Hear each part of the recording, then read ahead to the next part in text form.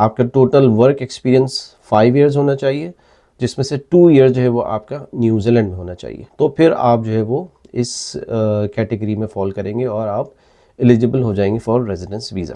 تو اس کے اندر جو ہے وہ اگر آپ ایک اسپیسیفائڈ ٹریڈز کے اندر ہیں، کام کر رہے ہیں، اور آپ کا 4 ایئرس کا ایکسپیرینس ہے، اور جس کے اندر 4 ایئرس میں سے 18 منتھس منیمم آپ کا نیوزی لینڈ میں ہونا چاہیے. اسکل مائگریشن کیٹیگری تھی، وہ 6 پوائنٹ سسٹم تھی، وہ ابھی بھی وہیں ہے.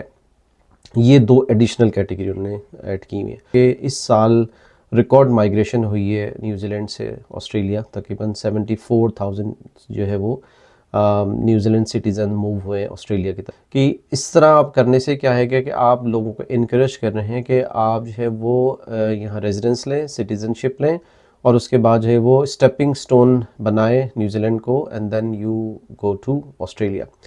تو نیشنل کا یہ آرگومنٹ ہے کہ بھائی اگر کوئی بندہ 9-10 سال سرو کر رہا ہے، ٹیکس پیئر ہے، اس کے بعد وہ جاتا ہے تو اٹس فائن. ہیلو گائز، کیسے ہیں؟ امید ہے آپ لوگ خیر خیریت سے ہوں گے.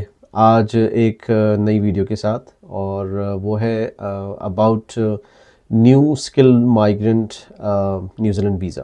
جی ہاں، کچھ چینجز جو ہے وہ انٹروڈیوس کروائی ہیں، اور 2 نیو کیٹیگری جو ہے وہ ریزیڈنٹ ویزے کی ان اسکل مائیگرنٹ کیٹیگری میں. ابھی نئی اناؤنسمنٹ ہے، بالکل ریسنٹلی 17 سپٹمبر کو یہ اناؤنس ہوا ہے. تو آج کی ویڈیو میں اس ویزے کے بارے میں بتاؤں گا کہ یہ اس کی کیا ریکوائرمنٹس ہیں، اور اس میں کون کون سے لوگ جو ہے وہ فال کریں گے. ٹھیک ہے، تو پوری ویڈیو دیکھیے گا تاکہ آپ کو ساری ڈیٹیل جو ہے وہ معلوم ہو سکے. چینل کو اگر سبسکرائب نہیں کیا تو وہ بھی کر لیں تاکہ میری آنے والی ویڈیو دیکھ سکیں. چلیں ویڈیو کو سٹارٹ کرتے ہیں. اچھا، جیسے کہ میں نے آپ کو ویڈیو کے شروع میں بتایا کہ یہ نئی 2 کیٹیگریز جو ہیں وہ انٹروڈیوس کروائی ہیں گورنمنٹ نے، جو نیشنل کی گورنمنٹ نے. اچھا، یہ میں ساتھ ساتھ بتا دوں، جو لوگ نیوزی لینڈ کی پالیٹکس کے بارے میں اتنا نہیں جانتے یا نیوزی لینڈ کی گورنمنٹ کے بارے میں، تو یہاں کی جو گورنمنٹ ہے وہ نیشنل کی ہے، بٹ ان کے ساتھ 2 کولیشن گورنمنٹ اور بھی ہیں.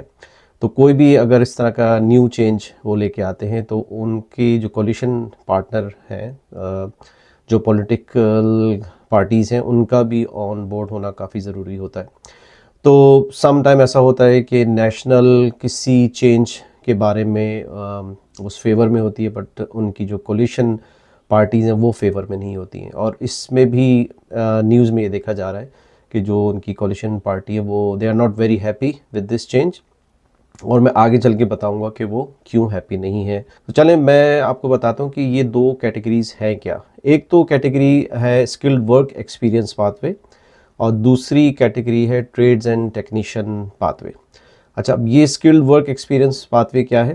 یہ پاتھ وے ہے کہ اگر آپ کا جو رول ہے وہ اینسکو لیول 1 to 3 کے درمیان میں ہے، یعنی کیٹیگری 1 اور 2 3 کے اندر آتا ہے. اگر آپ کو یہ کیٹیگری کا نہیں پتہ تو میں لنک جو ہے وہ ڈسکرپشن میں دے دوں گا، تو آپ وہاں سے چیک کر سکتے ہیں کہ یہ اینسکو لیول 1 2 3 کیا ہے. تو اگر اس کے اندر آپ کا رول آتا ہے تو اس میں جو ہے وہ آپ کا 5 ایئرس کا ریلیونٹ ایکسپیرینس ہونا چاہیے، اور 5 ایئرس میں 2 ایئرس جو ہے وہ آپ کا نیوزی لینڈ کے اندر ہونا چاہیے. تو آپ جو ہے وہ اس اسکلڈ مائیگرنٹ ریزیڈنس ویزے کے لیے ایلیجیبل ہوں گے. لیکن اس کے ساتھ ساتھ جو ایک ویج کی کنڈیشن بھی جو ہے 1.1 میڈین ویج ہونی چاہیے. میڈین ویج جو ہے اس وقت 33 پوائنٹ سمتھنگ ہے. تو 3 کنڈیشن اس کے اندر ہے کہ آپ کی جو ہے وہ جو آکوپیشن ہے وہ اینسکو لیول 1 to 3 کے درمیان ہونا چاہیے. آپ کا ٹوٹل ورک ایکسپیرینس 5 ایئرز ہونا چاہیے، جس میں سے 2 ایئر جو ہے وہ آپ کا نیوزی لینڈ میں ہونا چاہیے. ٹھیک ہے، تو ضروری نہیں کہ 5 ایئرز نیوزی لینڈ میں وہ ہو تو بہت اچھی بات ہے، لیکن منیمم جو ہے وہ 2 ایئرز آپ کا نیوزی لینڈ میں ہونا چاہیے. تو پھر آپ جو ہے وہ اس کیٹیگری میں فال کریں گے اور آپ ایلیجیبل ہو جائیں گے for residence visa. Second category جو ہے وہ کہلاتی ہے trades and technician path way. تو اس کے اندر جو ہے وہ اگر آپ ایک اسپیسیفائڈ ٹریڈز کے اندر ہیں، کام کر رہے ہیں، اور آپ کا 4 ایئرس کا ایکسپیرینس ہے، اور جس کے اندر 4 ایئرس میں سے 18 منتھس منیمم آپ کا نیوزی لینڈ میں ہونا چاہیے، اور ساتھ میں کوالیفیکیشن کی بھی انہوں نے کنڈیشن لگائی ہوئی جو کہ لیول 4 اینڈ ابو کی کوالیفیکیشن ہونی چاہیے.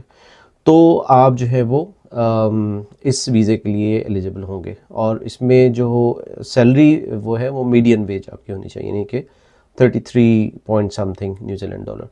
سو یہ 2 نیو کیٹیگریز ہیں جو کہ انٹروڈیوس ہوئی ہیں، اور آئی تھنک بہت سارے ایسے لوگ ہیں یہاں نیوزی لینڈ کے اندر جو کہ ان رول میں کام کر رہے ہوں گے، لیکن ان کے ڈیو ٹو سم ریزن جو ہے وہ ریزیڈنسی کے پوائنٹس نہیں بن پا رہے ہوں گے۔ ساتھ ساتھ بتاتا چلوں کہ جو لوگ نہیں جانتے، جو پریویس اسکل مائگریشن کیٹیگری تھی وہ 6 پوائنٹ سسٹم تھی، وہ ابھی بھی وہیں ہے۔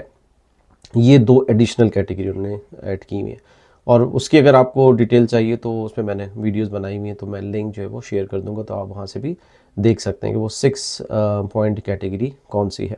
اچھا، اب ہم اس پہ آ جاتے ہیں کہ جو ان کی کولیشن پارٹی ہے وہ اس پہ کیوں زیادہ جو ہے وہ اس کے اگینسٹ ہے۔